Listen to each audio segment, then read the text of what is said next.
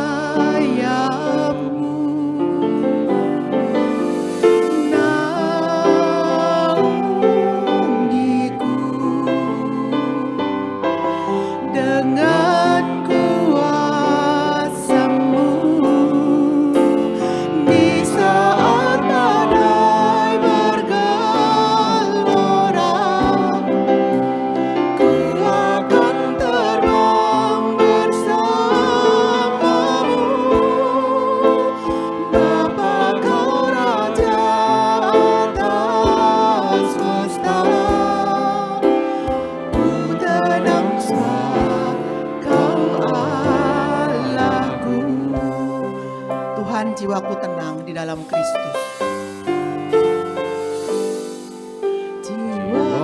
dalam Kristus. Kuasanya dalam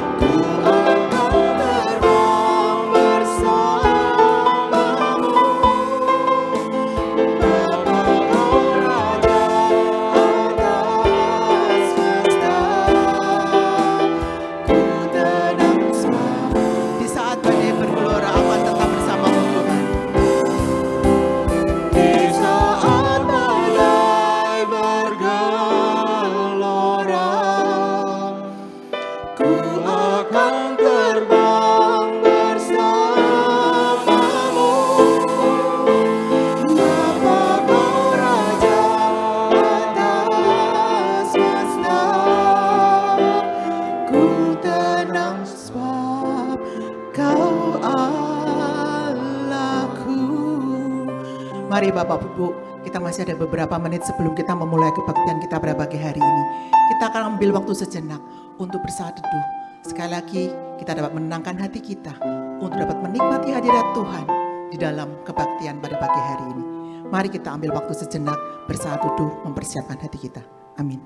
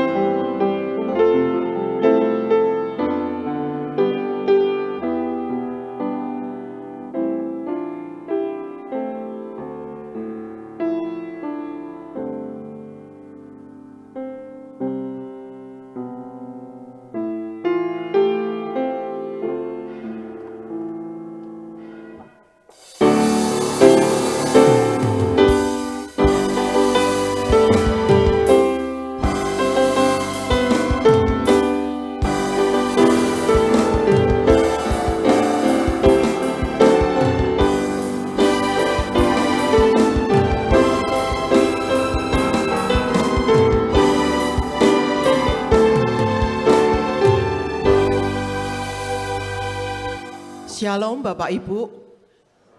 Kita bersyukur hari ini kita boleh bersama-sama memasuki masa Lent minggu yang ketiga. Masa Lent adalah satu masa bagi kita sebagai orang percaya. Diajak untuk menyadari kita sebagai orang yang berdosa dan hina tanpa kasih Tuhan. Kita semua binasa. Dalam masa Lent kita bersama-sama mempersiapkan diri kita untuk masuk di dalam masa-masa penderitaan Tuhan Yesus. Kematian Tuhan Yesus pada saat hari Jumat Agung dan diakhiri dengan kemenangan Tuhan Yesus di hari Paskah. Kemenangan Tuhan Allah kita yang telah mati dan bangkit memberikan kasih-Nya buat kita. Sehingga pagi hari ini kita ingin memuji dan memuliakan Dia. Bagi Dia segala pujian, bagi Dia segala ucapan syukur, bagi Dia segala hal yang kita memuji dan memuliakan Dia.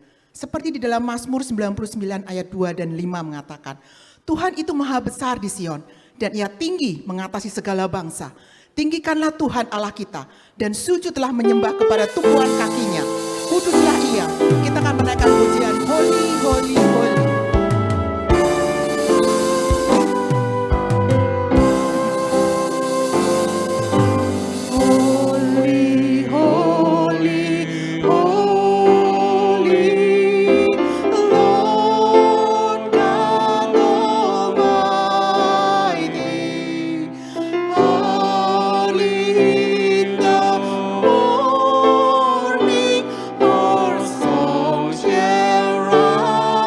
To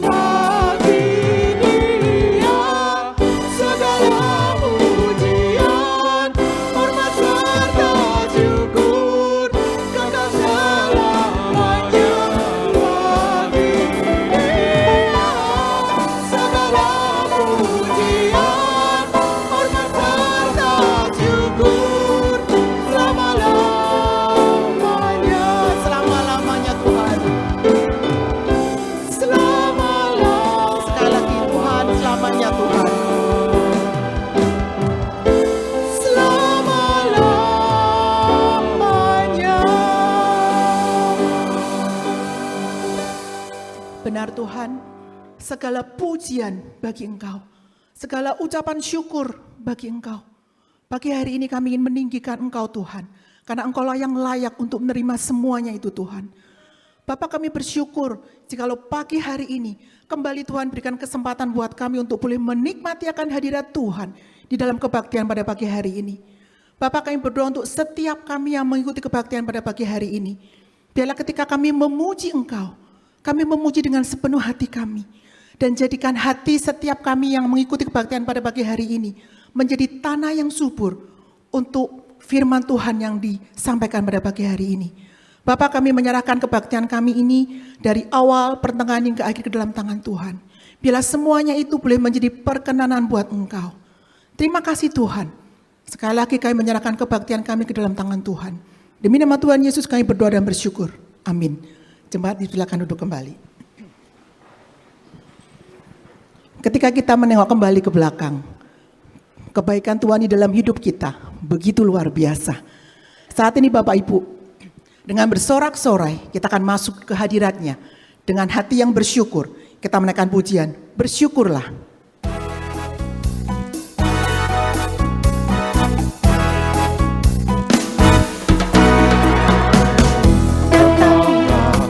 Kebaiknya dengan hati bersyukur ke dalam pelatarannya, dengan hati bersuka rasakan dan lihatlah betapa baiknya Tuhan bagi yang berlindung padanya.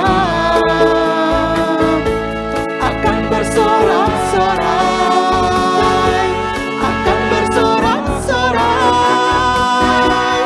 bersyukurlah kepada Tuhan, sebab Dia baik, bahwasanya untuk selamanya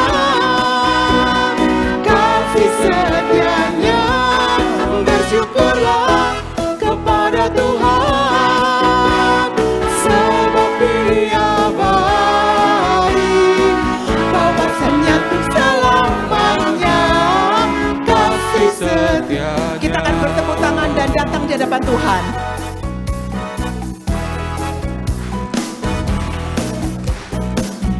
Datanglah kebaiknya dengan hati bersyukur ke dalam pelatarannya, dengan hati bersuka rasakan dan lihatlah betapa baiknya Tuhan bagi yang berlindung padanya. Akan bersorak-sorai, akan bersorak-sorai, bersyukurlah kepada Tuhan, sebab Dia baik, bahwasanya untuk selamanya kasih setianya. Bersyukurlah kepada Tuhan, sebab Dia baik, bahwasanya untuk selamanya kasih setianya. Kepada Tuhan, sebab Dia baik, bahwasanya untuk selamanya kasih setianya. Bersyukurlah kepada Tuhan, sebab Dia baik, bahwasanya untuk selamanya kasih setianya. Katakan bahwasanya untuk selamanya. Bahwasanya untuk katakan bahwasanya. Bahwasanya untuk selamanya kasih setianya. Bersyukurlah. Bersyukur untuk kebaikan Tuhan di dalam hidup kita. Saat ini paduan suara Sharon akan mempersembahkan puji-pujian. Kami persilahkan. Shalom jemaat yang dikasihi Tuhan. di setiap momen di dalam kehidupan kita sebenarnya merupakan balutan kasih sayang Allah untuk setiap kita. Maka nikmatilah setiap momen di dalam kehidupan ini. Karena Dia hadir, Dia bekerja di dalam segala sesuatunya.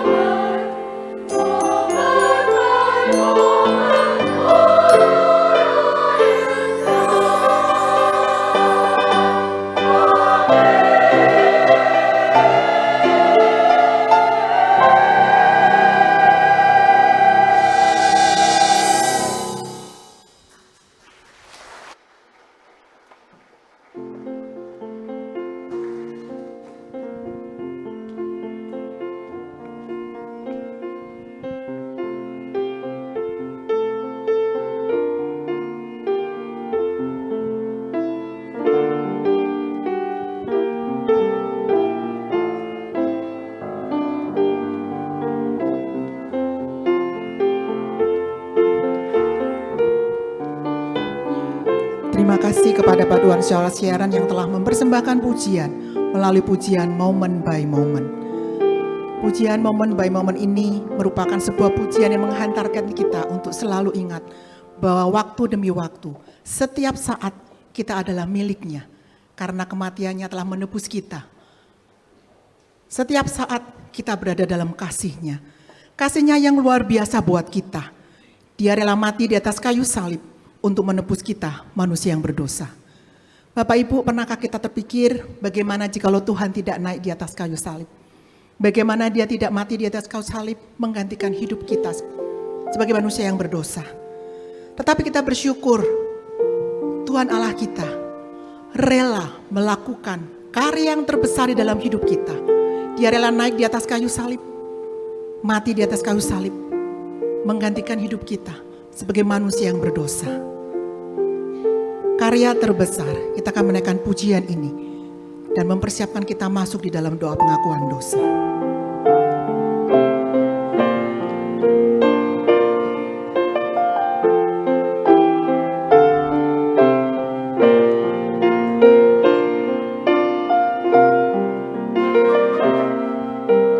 Kasih yang terindah,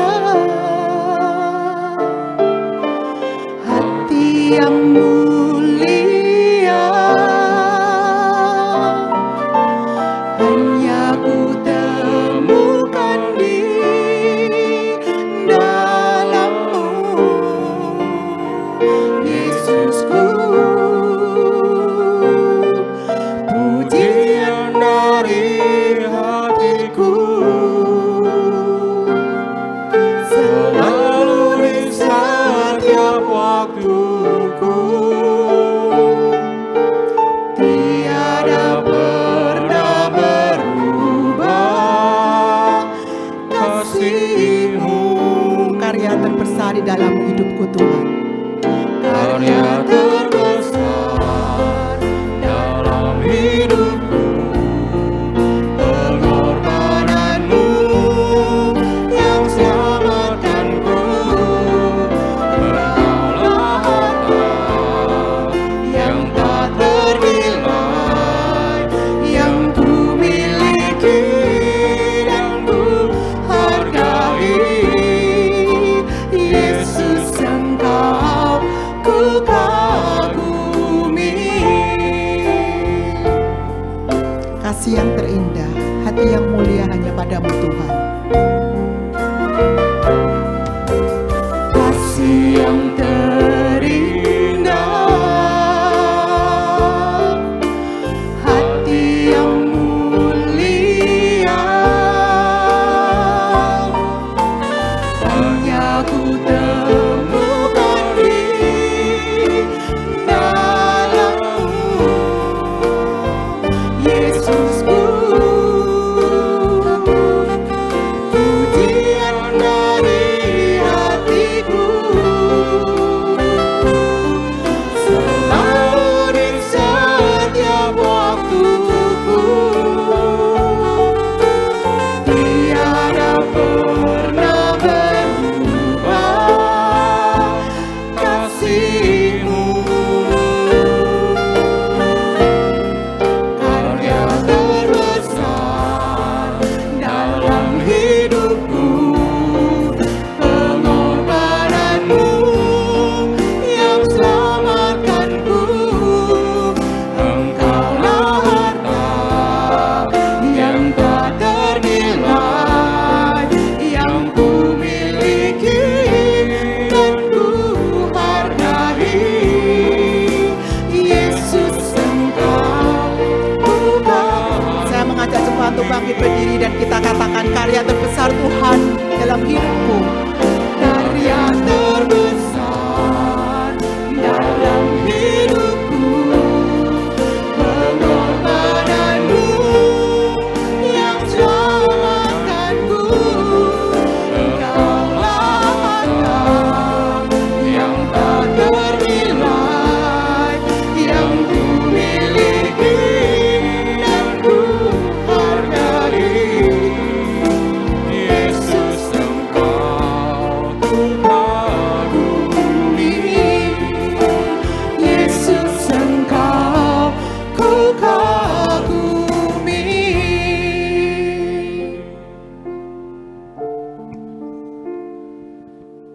Sembunyikanlah wajah-Mu terhadap dosaku, hapuskanlah segala kesalahanku.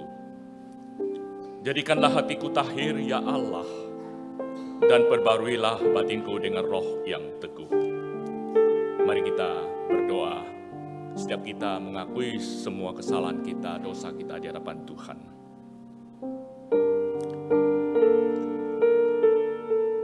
Bapa dalam surga, kami tahu bahwa sebuah karya yang terbesar di dalam kehidupan kami, yaitu di mana Tuhan Yesus Kristus datang ke dunia ini, menghapuskan dosa kami, menebus kami menjadi anak-anak Tuhan.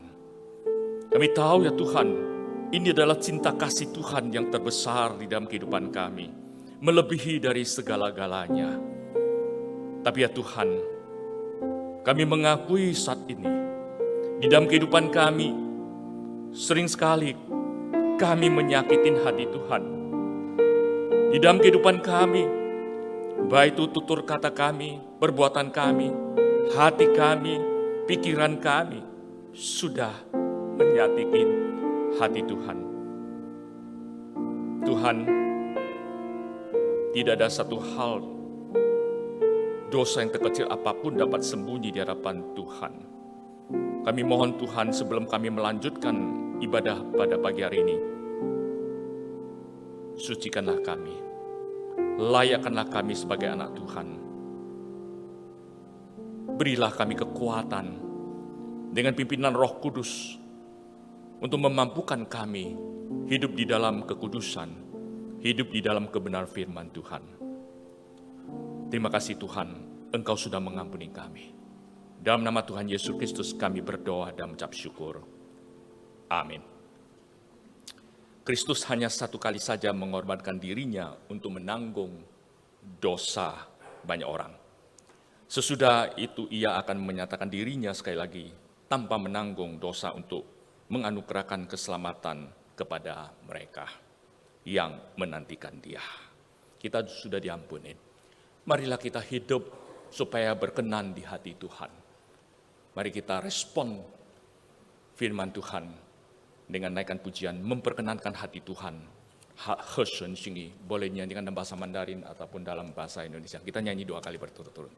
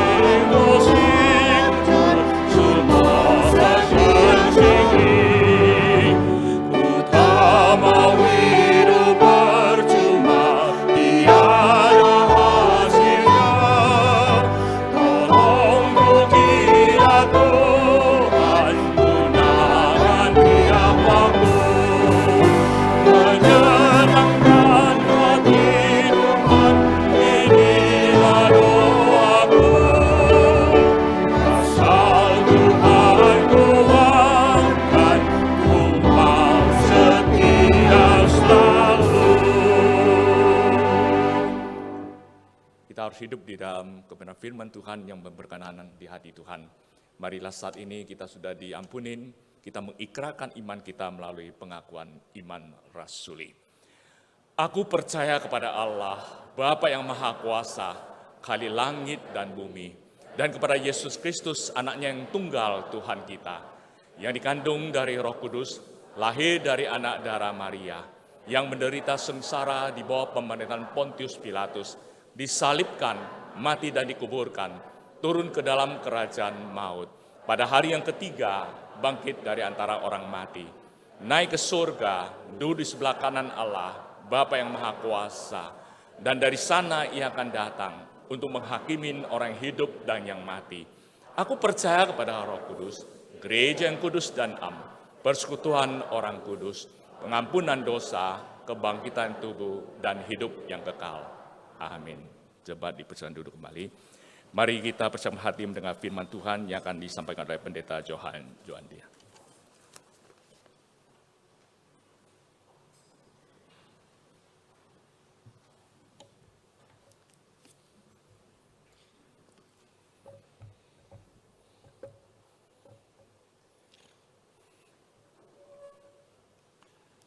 Salam sejahtera, saudara-saudara di dalam Kristus, kasih karunia Tuhan Yesus, beserta saudara sekalian. Kita akan membaca firman Tuhan sesuai dengan tema dan teks yang diberikan oleh gereja. Hari ini kita melihat dalam Injil Markus pasal yang ke-11. Mari saudara kita membuka Alkitab kita dalam Injil Markus pasal yang ke-11. Dan kita melihat ayat 15 sampai 19. Markus 11 ayat 15 sampai 19. Saya akan membacakan dalam Alkitab terbitan LAI terjemahan baru edisi 2 yang baru di launching beberapa minggu yang lalu. Jadi ada sedikit beda dengan terjemahan yang mungkin terjemahan lama dan ini lebih mendekati bahasa aslinya. Saya bersyukur untuk LAI yang memberikan revisi kepada terjemahan baru edisi 2 ini. Demikian firman Tuhan, Markus 11 ayat 15 sampai 19. Lalu Yesus dan murid-muridnya masuk ke Yerusalem. Sesudah masuk ke Bait Allah, mulailah Yesus mengusir orang-orang yang berjual beli di halaman Bait Allah. Ia membalikkan meja-meja penukar uang dan bangku-bangku pedagang merpati. Dan ia tidak memperbolehkan orang membawa barang-barang melintasi halaman Bait Allah. Lalu ia mengajar mereka, katanya, bukankah ada tertulis, rumahku akan disebut rumah doa bagi segala bangsa? Namun kamu ini telah menjadikannya sarang penyamun. Imam-imam kepala dan ahli-ahli Taurat mendengar tentang peristiwa itu dan mereka mencari jalan untuk membinasakan dia. Sebab mereka takut kepadanya karena seluruh orang banyak takjub kepada pengajarannya. Menjelang malam mereka keluar lagi dari kota. Demikian pembacaan firman Tuhan. Mari kita bersama berdoa memohon pimpinan Roh Kudus bagi kita. Kami bersyukur untuk firman-Mu Tuhan yang kekal dan terus berbicara kepada kami sepanjang masa. Dan biarlah pagi hari ini Tuhan juga yang akan menjamah hati kami, beri kerinduan, beri hasrat yang berlimpah untuk mengejar apa yang berharga dari Tuhan, dari firman-Mu sendiri. Ubahlah hidup kami setelah kami mendengar firman Tuhan, jangan sampai kami pulang dengan hati yang keras, tapi kami pulang dengan hidup yang diubahkan dan penuh sukacita. Terpujilah Tuhan, pakai hamba-Mu dalam keterbatasannya boleh memberitakan firman-Mu dengan setia. Puji, hormat, kemuliaan hanya bagi Tuhan Yesus. Dan demi nama Kristus kami bersyukur dan berdoa. Amin. Saudara, beberapa waktu terakhir ini mata boleh dibilang hampir seluruh bangsa Indonesia tertuju kepada kasus besar di mana beberapa pejabat dari Direktorat Jenderal Pajak yang ternyata ketahuan mempunyai harta yang jumlahnya fantastis dan itu jelas tidak sesuai dengan gaji mereka. Tidak disangka memang dari kasus penganiayaan sadis dari anak seorang pejabat pajak itu kemudian bergulir dan kemudian membuka kedok begitu banyak pejabat baik di Direktorat Jenderal Pajak, di Direktorat Jenderal Bea Cukai yang ternyata mempunyai harta yang luar biasa dan terindikasi kuat mereka melakukan pencucian uang dan juga mereka melakukan korupsi yang sangat sistematis. Ada sindikat yang khusus menangani cara korupsi yang sangat canggih. Nah, saudara, pejabat pajak yang anaknya menjadi tersangka penganiayaan itu dia sendiri saja sudah terbongkar, paling tidak dia melakukan transaksi keuangan tidak kurang dari 500 miliar rupiah. Bayangkan seorang pejabat yang bukan sangat tinggi punya transaksi 500 miliar rupiah. Dan terindikasi kuat dia juga mengemplang pajak. Nah, saudara, temuan-temuan ini tentu saja sangat menyakitkan hati banyak rakyat Indonesia, bukan? Saudara, bayangkan bagaimana tidak seorang pejabat pajak yang seharusnya memberi teladan dalam hal membayar pajak, tapi dia justru mengemplang pajak. Seorang pejabat yang seharusnya menangani uang masyarakat dengan integritas, tapi dia justru dengan licik mengambil uang masyarakat untuk kepentingan, untuk keuntungan diri sendiri dan kelompoknya dan keluarganya. Seorang pejabat yang seharusnya menjadikan dirjen pajak itu menjadi tempat pengabdiannya. Tapi justru menjadikannya menjadi sarang penyamun, di mana dia merasa aman dan nyaman untuk memperkaya diri sendiri di atas kerugian banyak orang yang diperasnya. Saudara, inilah kenyataan yang kita lihat dalam banyak pejabat sekarang. Dan saudara, celakalah orang-orang yang dengan aman dan merasa nyaman menjadikan tempat yang harusnya memberikan servis atau pelayanan bagi banyak orang itu menjadi tempat untuk dia mengambil keuntungan bagi diri dia sendiri di atas penderitaan orang lain. Nah saudara, persisnya dosa seperti inilah yang Yesus tegur kepada bangsa Israel, kepada pemimpin-pemimpin agama Yahudi. Dan itu yang kita baca tadi dalam Injil Markus pasal 11 tadi, apa yang Yesus lakukan kepada bait Allah dan di bait Allah itu. Saudara, kita telah melihat tindakan Yesus di bait Allah tadi yang kelihatannya seolah-olah itu bukan tipikal Yesus yang biasanya dicirikan oleh kasih dan rahmat, bukan? Kita melihat tindakan Yesus di bait Allah itu lebih seperti seolah-olah diwarnai oleh kemarahan daripada keramahan yang biasa Yesus tunjukkan. Bagaimana tidak, saudara, kita membaca Yesus mengusir semua orang yang berjual beli di bait Allah. Dia membongkar, menjungkir balikan meja-meja penukar uang, money changer, dan dia memutar balikan kursi-kursi pedagang merpati yang sedang berbisnis di bait Allah. Ini tindakan yang kelihatan sangat kasar dan sangat emosional, saudara. Pertanyaannya, ada apa dengan bait Allah? Sehingga Yesus terlihat begitu emosi. Melakukan tindakan yang seperti penuh kemarahan itu. Nah saudara, kita tidak mungkin mengerti dengan persis tindakan Yesus itu kalau kita tidak membaca pasal sebelumnya, tindakan Yesus mengutuk pohon ara, saudara, yang ada di dalam ayat 12 sampai ayat 14 di perikop sebelumnya. Saudara, lagi-lagi kalau kita membaca beberapa ayat sebelumnya, kita menemukan satu tindakan Yesus yang kelihatan sulit diterima. Apa yang kita baca, saudara, di ayat-ayat itu? Yesus merasa lapar. Dan dari jauh dia melihat sebuah pohon ara yang hijau, yang berdaun lebat, yang kelihatan begitu menjanjikan, yang Yesus pikir bisa memberi buah ara yang enak dan memuaskan rasa laparnya. Tapi ketika Yesus mendekat pohon ara itu, ternyata pohon ara itu hanya berdaun lebat, tapi tidak ada buah yang bisa dimakan.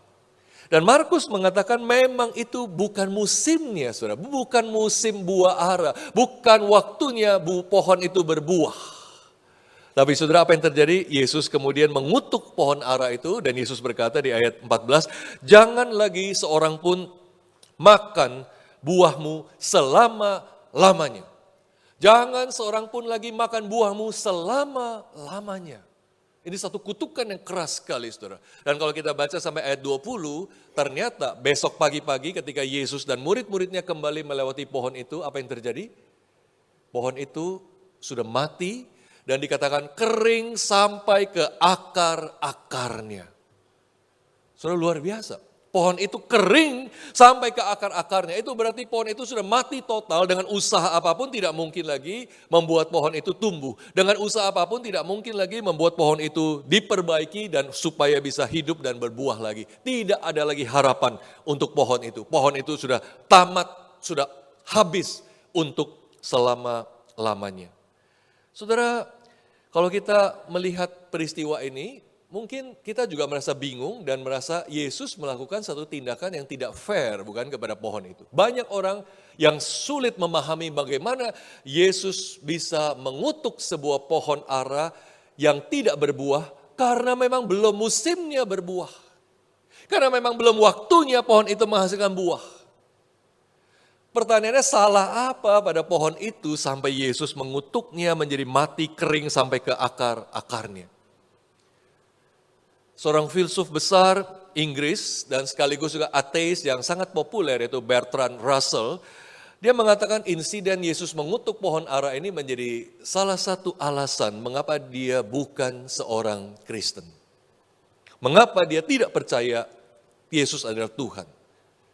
Dalam bukunya yang sangat populer itu Why I Am Not a Christian, mengapa saya bukan seorang Kristen, dia menyinggung insiden, Bertrand Russell menyinggung insiden Yesus mengutuk pohon ara ini.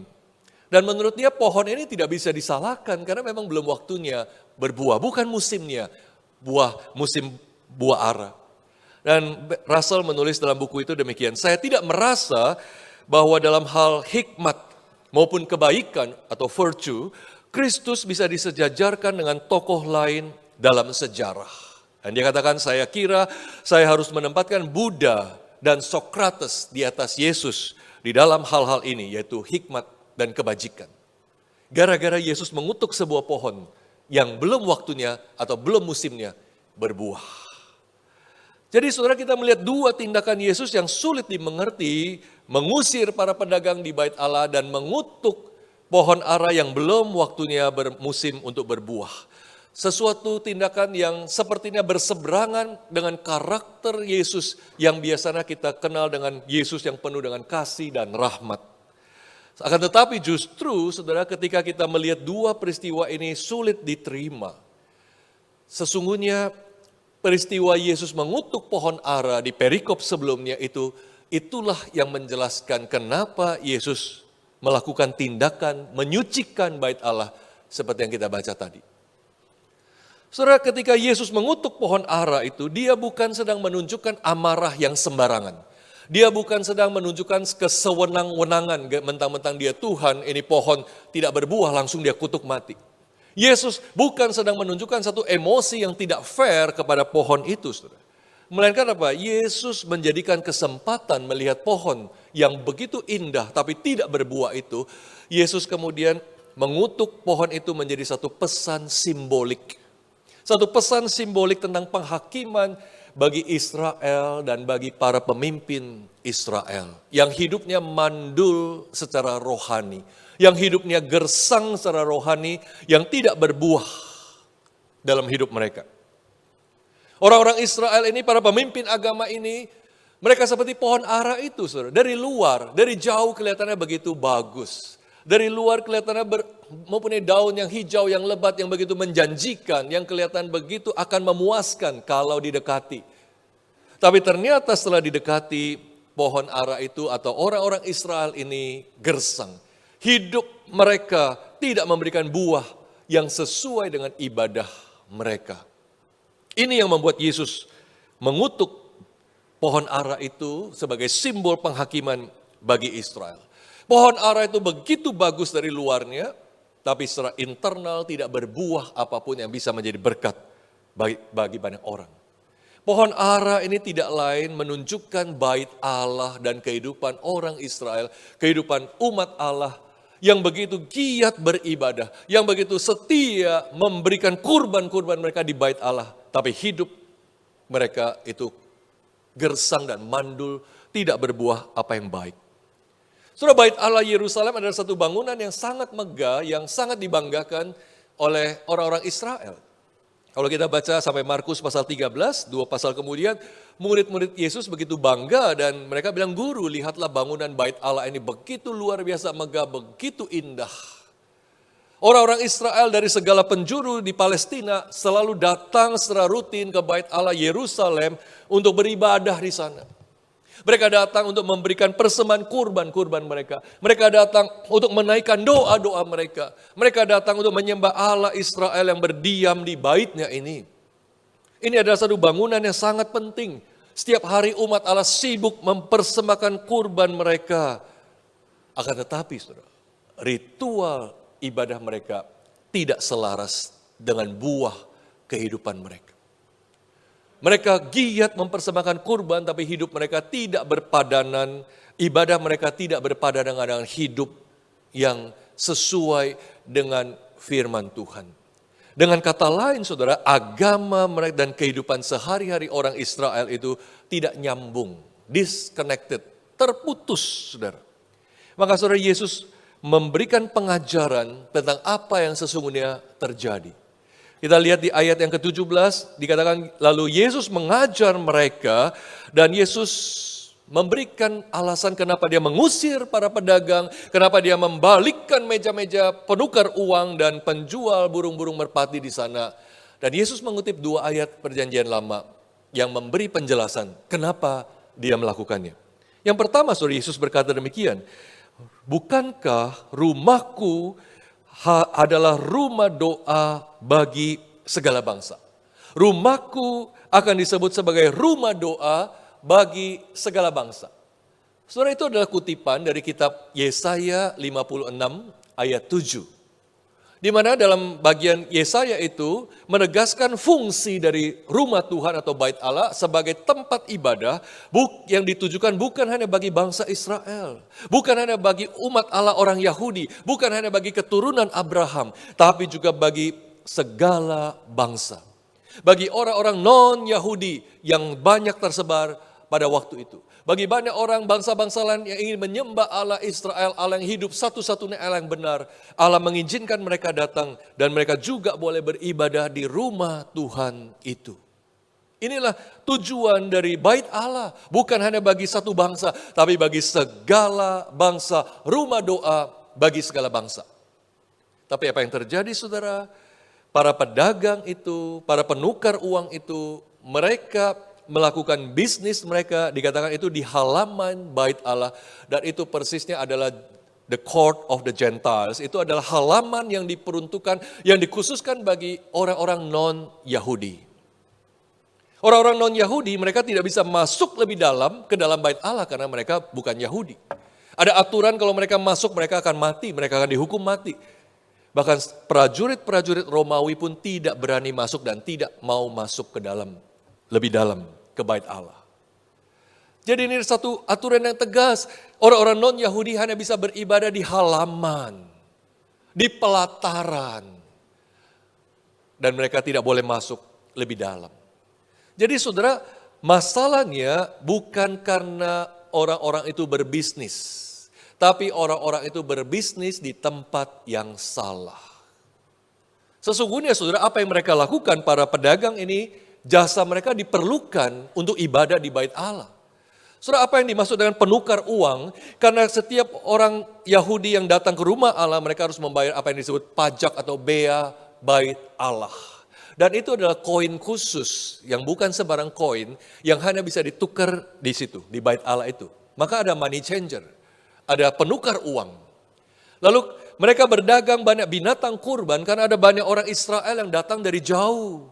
Mereka harus mungkin berjalan ratusan kilometer. Dan gak mungkin dalam zaman dahulu yang tidak ada mobil, tidak ada truk. Mereka bawa kurban, mereka bawa kambing, mereka bawa domba jauh begitu, tidak mungkin. Mereka bawa uang sampai ke bait Allah beli binatang yang sudah ada sertifikat tanpa cacat. Dan kemudian dipersembahkan di bait Allah itu. Jadi apa yang dilakukan oleh para pedagang itu sebenarnya sah-sah saja.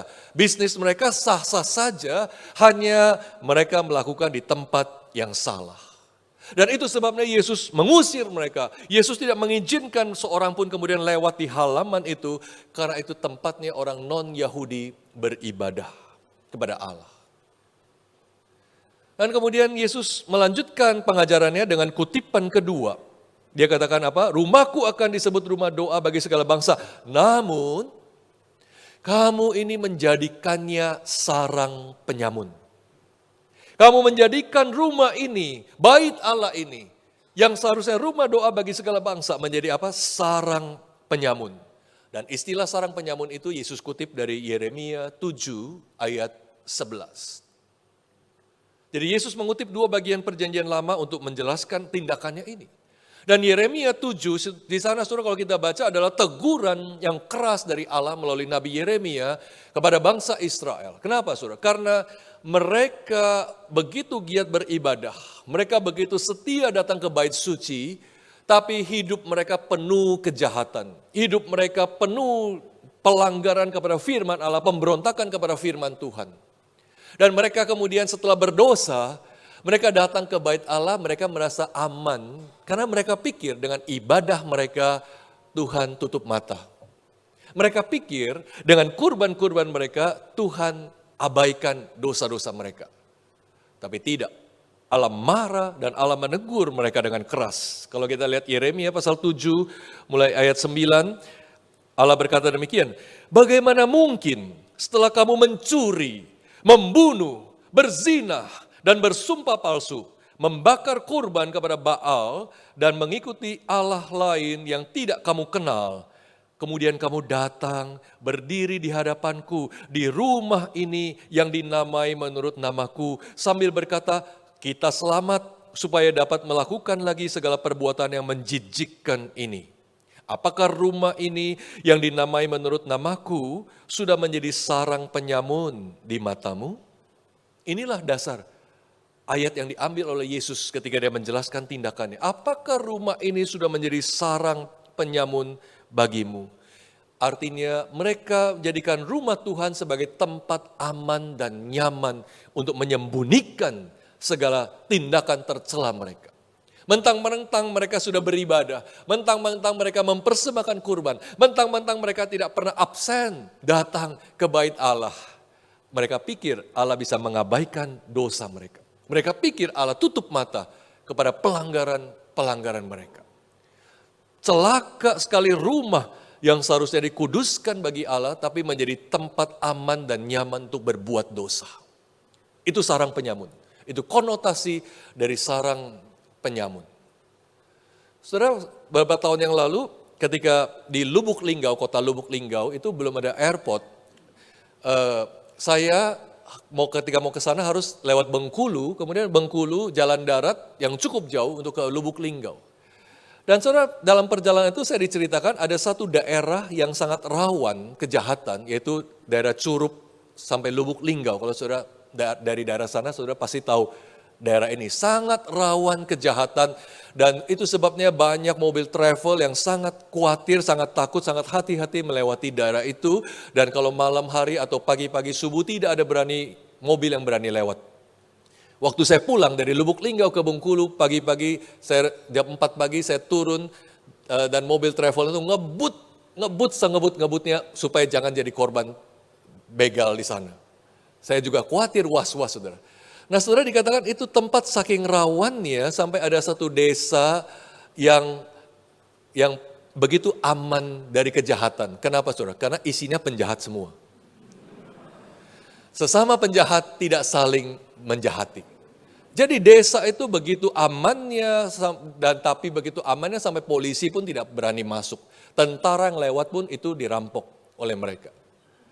Saudara, inilah desa sarang penyamun, di mana mereka merasa aman setelah melakukan perampokan, pembegalan mereka kembali ke situ, tidak ada yang berani mengganggu mereka bagi rampasan mereka bagi hasil kejahatan mereka. Dan ini jadi namanya desa penjahat yang paling aman. Ironis bukan, saudara? Tempat yang sebenarnya begitu menakutkan, tapi bagi mereka justru itu paling aman dan nyaman. Dan orang-orang Israel, para pemimpin agama Yahudi menjadikan bait Allah menjadi tempat seperti itu. Itu sebabnya Yesus menjatuhkan penghakiman kepada bait Allah, kepada orang-orang Israel dan para pemimpin rohani mereka. Saudara, penghakiman Yesus ini adalah karena mereka sementara beribadah, tapi hidupnya penuh kejahatan. Sementara mereka mempersembahkan kurban, melawan kurban, mereka membakar kurban, tapi mereka melawan firman Tuhan dan memperlakukan sesamanya dengan tidak adil, seperti persis pada zaman Nabi Yeremia. Celakanya kemudian mereka merasa aman, bisa luput dari hukuman Tuhan karena mereka setia, aktif beribadah di bait Allah. Dan saudara, Yesus ingin mengingatkan bahwa ibadah dan ritual seperti itu adalah sesuatu rasa aman yang palsu. Sebuah false security. Sebuah rasa aman yang sebenarnya itu tidak akan bertahan lama. Dan kini Yesus datang membawa penghakiman bagi bangsa yang telah bernaung di dalam rasa aman yang salah itu. Saudara, sesungguhnya apa yang kita lihat tindakan Yesus di bait Allah ini lebih dari sekedar menyucikan bait Allah. Karena tindakan itu sering diberi judul Yesus menyucikan bait Allah. Atau Yesus mereformasi bait Allah. Apa yang Yesus lakukan lebih daripada menyucikan dan mereformasi bait Allah. Melainkan apa? Yesus menghentikan sebenarnya bait Allah. Yesus shutting down the temple. Yesus menghentikan semua aktivitas di bait Allah itu, dan itu akan terwujud tidak lama kemudian. Pada tahun 70 Masehi, tentara-tentara Romawi itu masuk ke dalam bait Allah, merampas semua harta bendanya, membakar bait Allah itu rata dengan tanah. Dan sejak itu, tahun 70 Masehi, bait Allah itu hancur dan tidak pernah dibangun lagi sampai hari ini. Hari ini lokasinya bahkan menjadi tempat suci bagi kaum muslim, di mana ada Masjid Al-Aqsa, ada the Dome of the Rock yang berkubah emas. Kalau kita ke Israel, selalu kita foto di sana. Tapi itu bukan lagi tempat suci orang Kristen. Jadi saudara, Yesus sebenarnya sedang mengumumkan sebuah ultimatum berakhirnya bait Allah karena tidak sanggup untuk mewujudkan keadilan sosial dan anugerah Allah bagi seluruh bangsa. Sebaliknya di situ, orang-orang yang kelihatan rohani memainkan kejahatan mereka dan kemudian merasa aman beribadah di sana. Maka kembali kalau kita baca sampai Markus 13 ayat 2, ketika murid-murid begitu bangga kepada bait Allah, lihat bangunan itu begitu luar biasa. Apa yang Yesus jawab? Kelak tidak ada satupun batu di bait Allah ini yang akan dibiarkan di atas batu lain. Semuanya akan diruntuhkan. Itu artinya Yesus sekarang ini sedang mengumumkan sebuah akhir bagi bait Allah karena gagal melaksanakan fungsinya. Maka saudara, apa yang menjadi penghakiman Yesus bagi bait Allah adalah sebuah peringatan yang keras bagi kita umat Allah hari ini. Orang-orang Kristen, orang percaya hari ini. Apakah kita sebagai orang-orang percaya kelihatan begitu bagus dari luar? Seperti pohon ara yang daunnya begitu lebat, tapi ternyata secara internal, secara manusia batinnya kita itu begitu bobrok. Dan bahkan kita tidak takut berbuat dosa. Alkitab mengatakan bahwa orang-orang Israel itu bahkan dikatakan ahli berbuat dosa ketika sementara mereka beribadah. Saudara bayangkan, sementara kita beribadah tapi kita tidak takut berbuat dosa. Dan inilah yang Yesus pasti akan hakimi. Dan inilah yang kita lihat penyakit dan masalah banyak orang Kristen hari ini, Sunday, Monday disconnection. Tidak ada kaitan antara ibadah hari Minggu dengan hidup sehari-hari dari Senin sampai Sabtu. Sunday, Monday disconnection. Antara ibadah hari Minggu tidak selaras dengan buah di hari Senin. Antara ibadah hari Minggu tidak konsisten dengan perbuatan di hari-hari biasa. Antara persembahannya tidak selaras dengan hidup yang penuh kecurangan di hari-hari lain. Ini Sunday, Monday disconnection. Saudara, kalau kita baca kembali di Perjanjian Lama, di kitab Amos pasal 8, Allah juga menegur umatnya yang rajin beribadah, dan Allah menegur dengan keras karena apa, saudara? Karena bahkan ketika mereka masih beribadah, bayangkan masih beribadah, pikirannya udah berpikir siapa lagi yang mau dijahatin. Kalau kita baca Amos pasal 8 ayat 5, orang-orang Israel dikatakan berpikir demikian, kapan hari Sabat berlalu, supaya kita boleh menawarkan terigu dengan berbuat curang dengan neraca atau timbangan palsu. Kapan hari Sabat berlalu sehingga kita bisa menjual gandum yang rusak. Bayangkan saudara, sementara mereka taat kepada firman Tuhan tentang hari Sabat, kuduskanlah hari Sabat. Tapi dalam ibadah Sabat mereka sudah pikir kapan ini lewat. Karena aku sudah mau memainkan timbangan yang curang, menjual terigu dengan curang. Kapan ini ibadah lewat? Karena aku sudah tidak sabar mau menjual gandum yang sudah rusak itu. Ngeri nggak? Ibadah belum selesai, mereka sudah pikir perbuatan busuk apalagi yang akan dilakukan setelah ibadah. Ini bukan hanya Sunday, Monday disconnection, tapi ini bahkan Sunday morning and Sunday evening disconnection. Antara minggu pagi dan minggu sore itu udah nggak selaras, nggak usah tunggu hari Senin. Pagi haleluya, sore sudah menyakiti dan merugikan sesama. Dan ini menjadi masalah banyak orang percaya sekarang. Saudara, jangan sampai ibadah kita, pelayanan kita, bahkan persembahan kita menjadi rasa aman yang palsu bagi kita dan berpikir Tuhan tidak akan melihat dosa-dosa kita. Jangan sampai ibadah kita hanya menjadi sekedar tradisi tanpa makna. Dan kemudian kita berpikir Tuhan akan mengampuni asal saya rajin datang, asal saya berberi persembahan, asal saya mengaku dosa saya, maka Tuhan akan tutup mata. Kalau kita berpikir demikian, kita jadikan gereja ini sarang penyamun, tempat aman yang palsu, tempat nyaman yang palsu, yang berpikir Tuhan akan meluputkan kita dari penghakimannya, tapi ternyata tidak. Saudara, kalau kita lihat kisah Yesus menyucikan bait Allah ini, bahkan penuh dengan ironi yang mengerikan tentang para pemimpin agama Yahudi ini, saudara. Kita baca tadi bagaimana para imam kepala dan ahli-ahli Taurat, setelah mereka tahu apa yang Yesus lakukan di bait Allah, mereka dikatakan apa? Mencari cara, mencari jalan untuk membinasakan, untuk membunuh Yesus. Karena mereka khawatir popularitas Yesus itu akan menarik banyak orang ikut dia dan nanti bait Allah jadi kosong. Saudara, bayangkan ini imam-imam, betapa ironisnya. Sementara mereka merasa aman dengan dosa-dosa mereka di bait Allah, mereka merasa tidak aman dengan Yesus yang adalah Tuhan atas bait Allah. Sementara mereka merasa aman dengan dosa-dosa mereka di bait Allah, mereka merasa tidak aman dengan Yesus yang adalah Tuhan atas bait Allah itu. Betapa rusaknya, bobroknya hidup rohani pemimpin-pemimpin umat Israel ini. Ibadah mereka, persembahan mereka, kurban mereka itu tidak berefek apapun dalam hidup rohani mereka.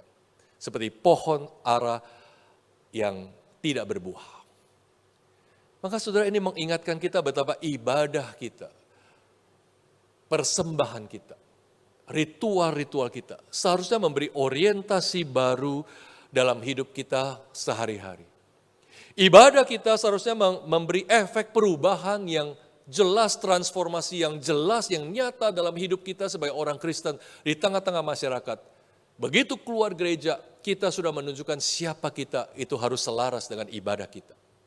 Itu sebabnya, saudara, ibadah kita itu seharusnya mengorientasikan kita menjadi orang yang jujur, yang berintegritas dalam berdagang, yang jujur dan berintegritas dalam studi kita sebagai siswa atau mahasiswa, yang jujur di dalam berbisnis, di dalam kita deal dengan orang-orang dalam lingkungan bisnis kita. Ibadah kita harusnya menyebabkan kita punya tekad demikian. Ibadah kita seharusnya mempengaruhi bagaimana kita tutur kata kita ketika kita bicara dengan pasangan kita, suami atau istri kita, dengan anak, dengan orang tua kita, atau terutama dengan bawahan kita. Betapa seringnya orang-orang Kristen di gereja tuh bahasa rohaninya luar biasa. Puji Tuhan, haleluya, Tuhan berkati. Tapi bicara kepada bawahan, kepada pasangan kadang-kadang begitu menyakitkan, begitu kasar.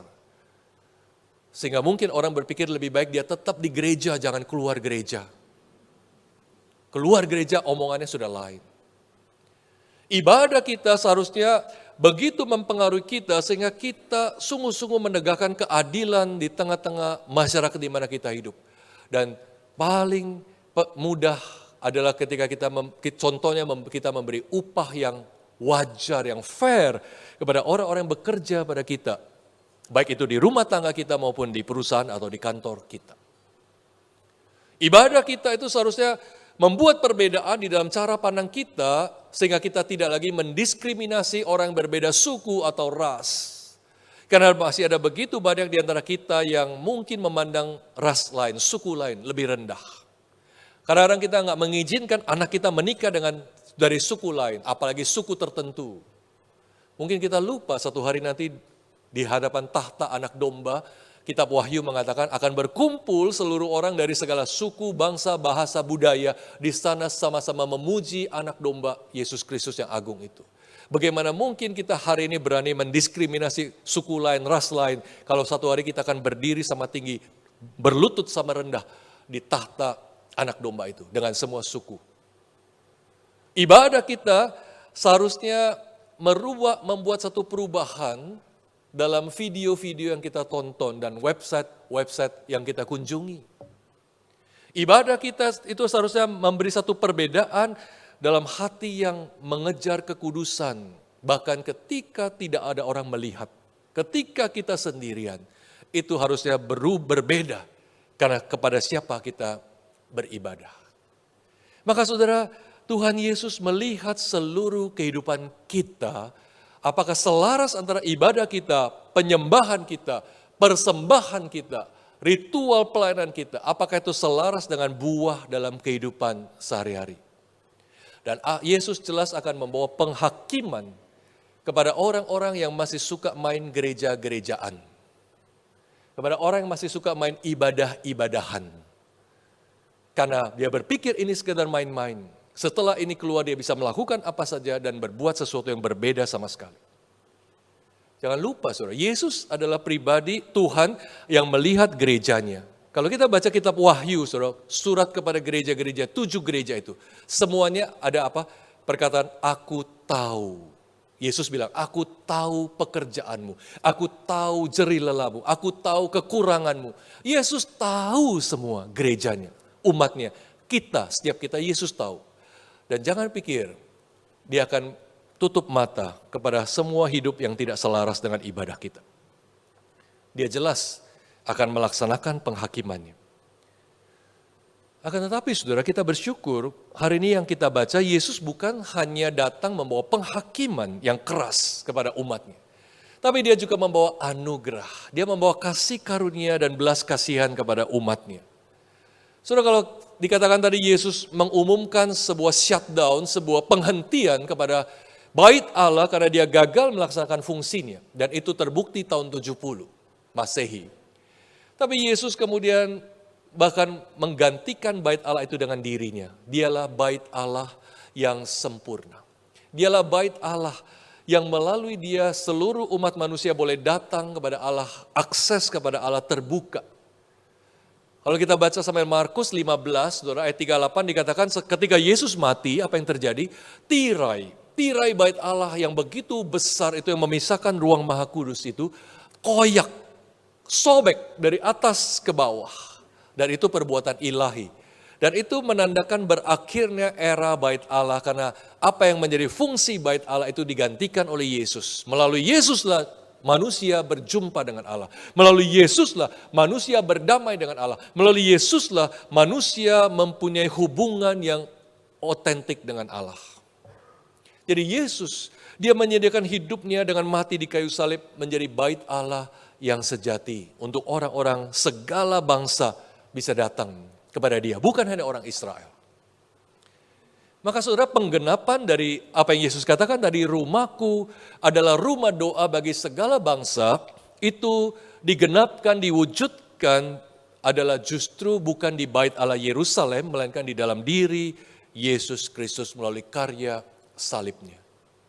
Dan kita bersyukur saudara, kita telah menerima anugerah Allah yang begitu besar di dalam Kristus. Dan anugerah ini seharusnya merubah hidup kita, mendorong hidup kita, sehingga ibadah kita menjadi selaras dengan buah-buah yang timbul.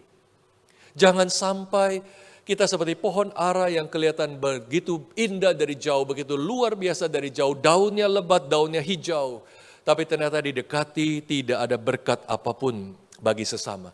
Ketika diperiksa, tidak ada buah yang memuaskan hati Tuhan. Kita harus sungguh-sungguh menerima anugerah Allah itu dengan penuh tanggung jawab, dengan kesetiaan. Dan itu sebabnya kita perlu seperti pemazmur yang berdoa demikian, selidikilah aku ya Allah dan kenallah hatiku. Ujilah aku dan kenallah pikiran-pikiranku. Lihatlah apakah jalanku serong dan tuntunlah aku di jalan yang benar. Mari kita berdoa, saudara. Tuhan, kami bersyukur untuk firman-Mu pada pagi hari ini. Sungguh kami berdoa, selidikilah hatiku ya Tuhan. Kenallah jalan-jalanku. Jangan sampai kami seperti pohon ara yang hijau tapi tidak berbuah. Jangan sampai kami kelihatan bagus dari jauh, ibadah begitu giat, pelayanan begitu hebat, tapi ternyata hidup kami tidak selaras dengan ibadah dan pelayanan kami. Kasihani kami orang-orang yang lemah ini Tuhan. Biar anugerah di dalam Kristus memampukan kami, menopang kami, menguatkan kami untuk hidup berbuah sesuai dengan ibadah kami. Terpujilah Allah yang baik dan setia. Dengar doa kami Demi nama Tuhan Yesus, kami bersyukur berdoa. Amin.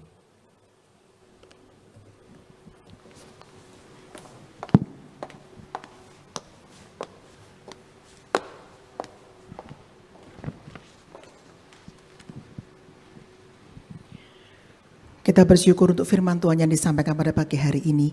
Melalui firman Tuhan pada pagi hari ini, kita diingatkan, kita sebagai orang percaya, supaya jangan hanya terlihat bagus di dalam ritual kerohanian kita, terlihat bagus di dalam ritual ibadah kita, tetapi tidak dalam keseluruhan aspek kehidupan kita. Tuhan rindu, kita sebagai orang percaya, kita memiliki kehidupan yang selaras antara ibadah kita, pelayanan kita, persembahan kita, dengan segala aspek kehidupan kita untuk selalu memuliakan nama Tuhan. Bapak Ibu, saat ini kita akan persembahkan sebagian berkat yang Tuhan telah berikan buat kita. Biarlah kita juga diingatkan, kita tidak hanya mempersembahkan akan berkat yang Tuhan berikan buat kita, tetapi kita mempersembahkan hati kita, waktu kita, seluruh aspek kehidupan kita untuk kemuliaan nama Tuhan. Kita akan menaikkan pujian, Kau telah memilihku, dan Bapak Ibu dapat memberikan persembahan melalui scan kris yang tersedia. Kami akan memberikan waktu kepada Bapak Ibu sekalian untuk melakukan scan kris untuk memberikan persembahan.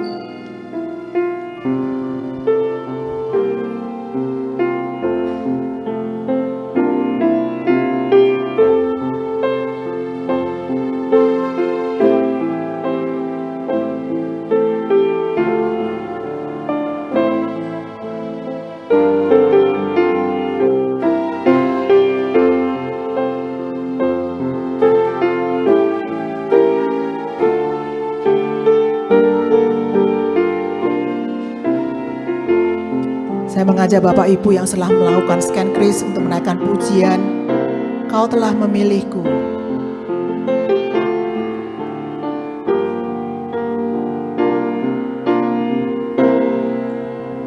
Kau telah memilihku sebelum dunia dibentuk. Betapa bersyukur padamu, ya Tuhan Allahku. Kau telah memanggilku sebagai alat kerajaan-Mu. Betapa aku bersyukur padamu atas perbuatanmu. Jadikan aku bait suci-Mu yang kudus dan yang tiada bercela. Jadikan aku mezbah doa-Mu bagi saya mengajak jemaat untuk bangkit berdiri. Jadikan aku bait suci-Mu yang kudus dan yang tiada bercela. Jadikan aku mezbah doa-Mu bagi keselamatan bangsaku, bagi keselamatan bangsaku. Mari kita berdoa. Bapa, kami bersyukur jikalau Engkau memilih kami untuk boleh menjadi mezbah doa-Mu, untuk boleh menjadi bait suci-Mu, untuk boleh menjadi alat Tuhan yang Tuhan pakai untuk boleh memuliakan nama Tuhan. Tuhan, ajar kami dan mampukan kami untuk selalu dapat berkenan di hadapan Tuhan di dalam setiap aspek kehidupan kami. Bapak, saat ini kami membawa persembahan kami. Kiranya Tuhan menyucikan, memakai persembahan ini untuk pekerjaan Tuhan dimanapun berada. Dan bila setiap saat Tuhan boleh mengingatkan kami, tidak hanya mempersembahkan akan harta yang Tuhan telah berikan buat kami, tetapi kami boleh terus belajar untuk boleh mempersembahkan akan setiap aspek kehidupan kami, untuk boleh memuliakan nama Tuhan. Terima kasih Tuhan, Sekali lagi kami menyerahkan persembahan ini ke dalam tangan Tuhan. Bila Tuhan mau pakai persembahan ini untuk boleh memperluas akan kerajaan Tuhan dimanapun berada. Terima kasih Tuhan. Demi nama Tuhan Yesus kami berdoa dan bersyukur. Amin. Jemaat dipersilakan duduk kembali.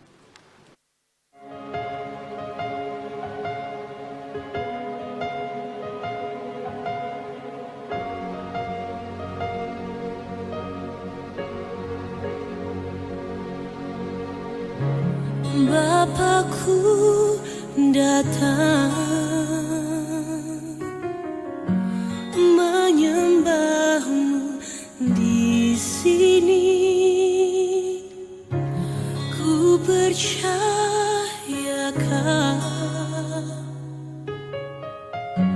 ada bagiku. Tak usah ku takut, sebab Kau sertaku. Tak usah ku bimbang, Kau di dalamku. Tak usah ku cemas, Kau penghiburku. Saat ku lemah, Kau kuatku. Ku nyanyi haleluya.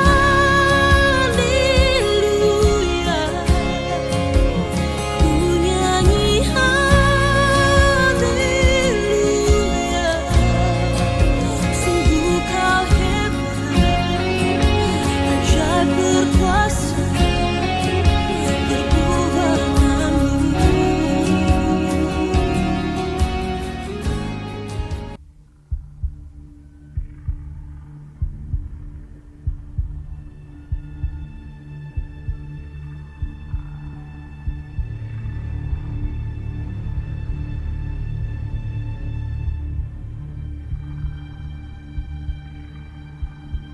Sudah lama sekali kedua pemilik toko ini saling bersaing satu sama lain.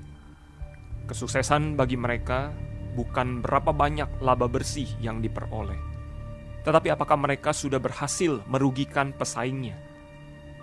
Suatu malam, seorang malaikat menampakkan diri kepada salah satu pemilik toko dan berkata, "Saya akan memberikan apapun yang kamu minta, tetapi berapapun yang kamu terima, pesaing kamu akan menerima 2 kali lipat. Kamu akan kaya, tetapi toko sebelahmu akan lebih kaya 2 kali lipat.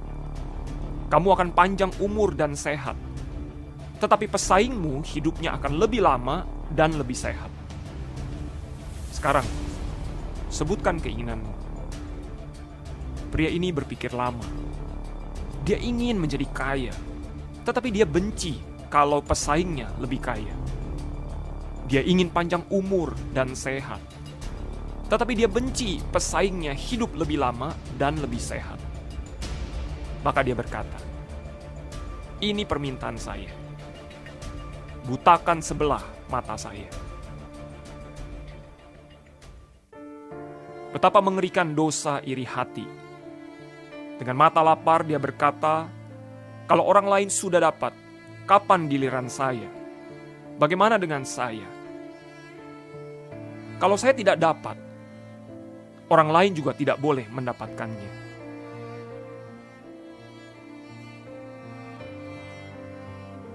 Iri hati adalah kondisi spiritual, maka hanya bisa dilawan dengan pertobatan. Datang kepada Kristus dan akui jahatnya hati kita.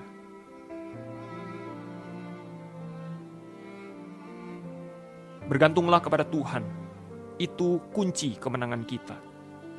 Carilah dahulu kerajaan Allah, maka semua akan ditambahkan kepadamu. Bersyukurlah dan terimalah apa yang kamu miliki.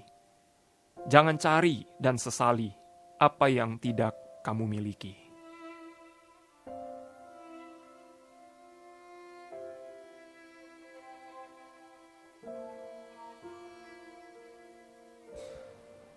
Kita bersyukur Tuhan memimpin kita memasuki Minggu Lent ketika hari Minggu ini.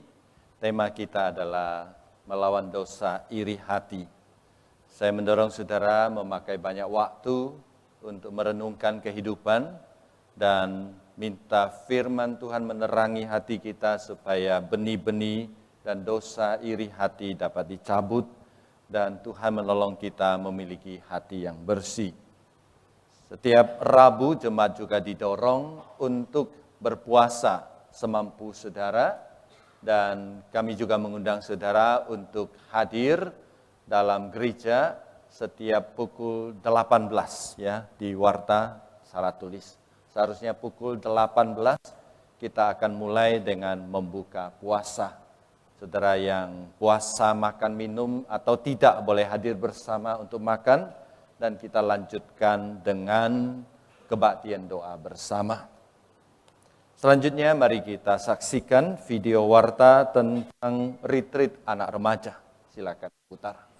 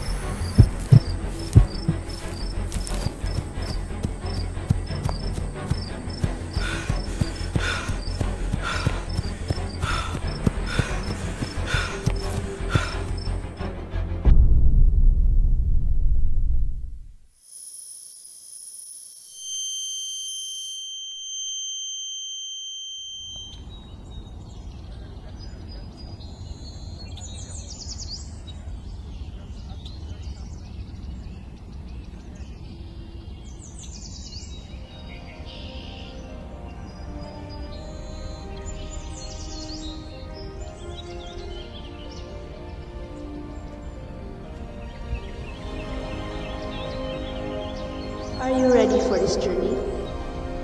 Yes, let's go.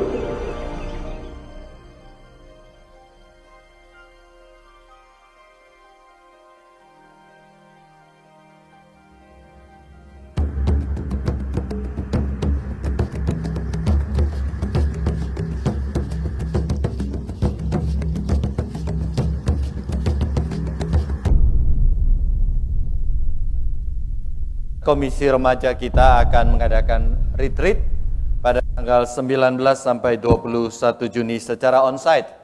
Ya, retreat ini untuk anak remaja ya. Saudara mau ikut tidak boleh.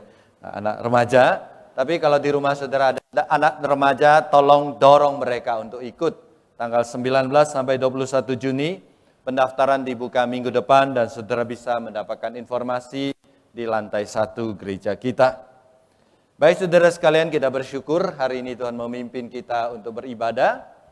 Ya, kita bersyukur kepada Tuhan dan mengucapkan terima kasih kepada rekan-rekan yang melayani. Terima kasih kepada Pendeta Johan Joandi yang menyampaikan firman Tuhan dalam 3 kebaktian pada hari ini. Pada paduan suara Sharon dan juga rekan-rekan lain yang melayani baik di bidang musik, multimedia, sound system dan sebagainya.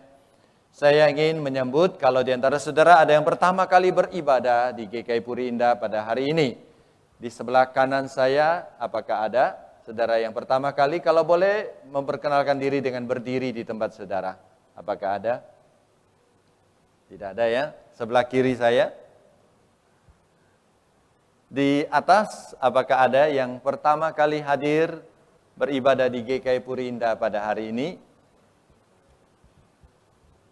Kalau tidak ada, saya undang semua jemaat berdiri dan memberi salam kepada saudara di kiri kanan. Kalau saudara sudah nyaman, boleh berjabat tangan ya.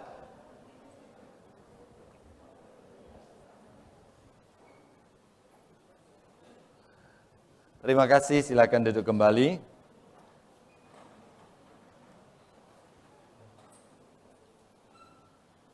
Bagi jemaat yang membutuhkan pelayanan kunjungan kepada keluarga yang sakit, pendekatan penginjilan atau masalah khusus, maka gereja akan senang hati mengunjungi tempat saudara.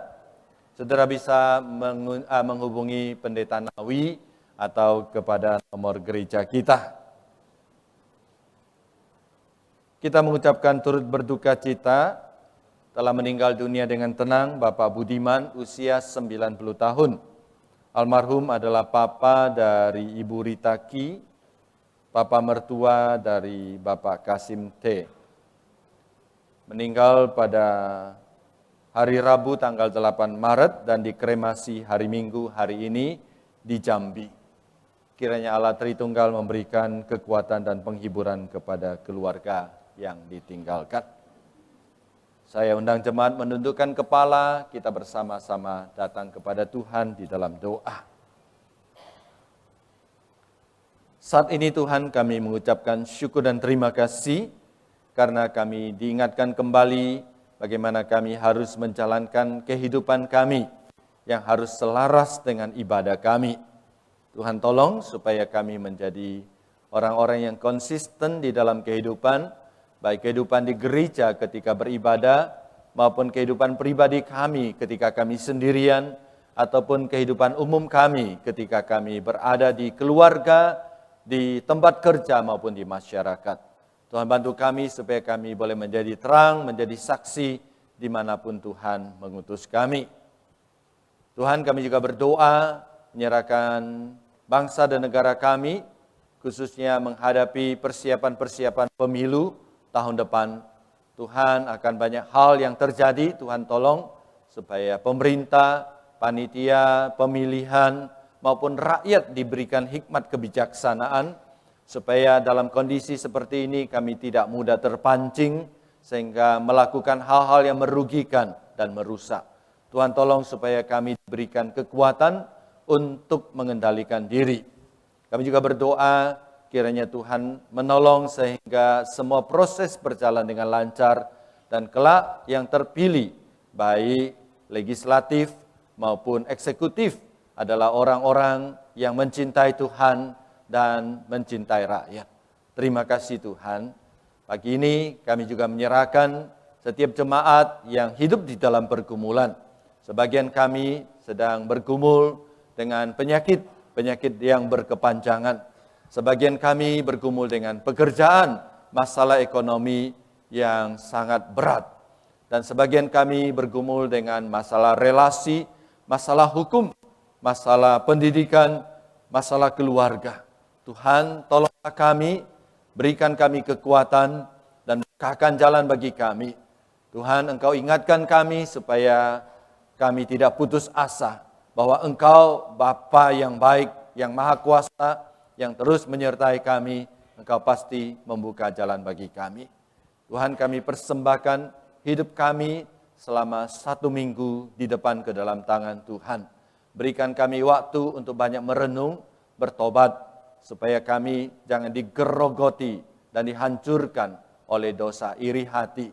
Tapi dengan kuasa Roh Kudus, kami dapat selangkah demi selangkah bangkit dan boleh menjadi saksi untuk kemuliaan nama Tuhan. Demi nama Tuhan Yesus kami berdoa. Amin. Jemaat saya undang untuk berdiri. Kita kembalikan pujian dan hormat tertinggi kepada Allah di surga. Doksologi. Puji Allah Bapa Putra, puji Allah Roh Kudus, ketiganya yang esa. Oh selamat sumber berkat. Amin.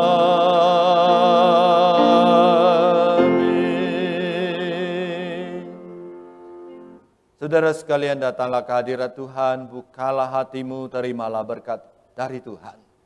主内亲爱弟兄姐妹们，我们来到上帝的面前，开我们的心，领受从上帝而来的祝福。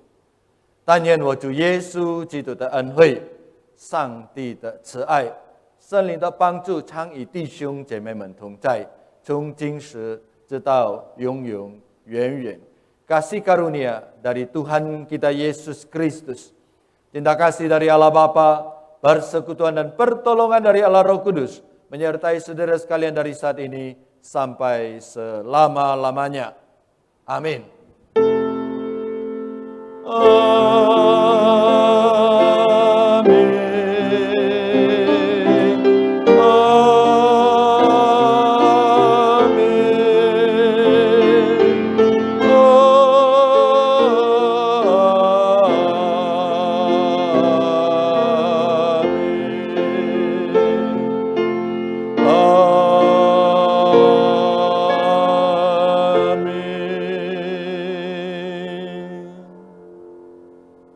Silakan duduk, saat teduh kebaktian kita selesai. Tuhan memberkati saudara sekalian.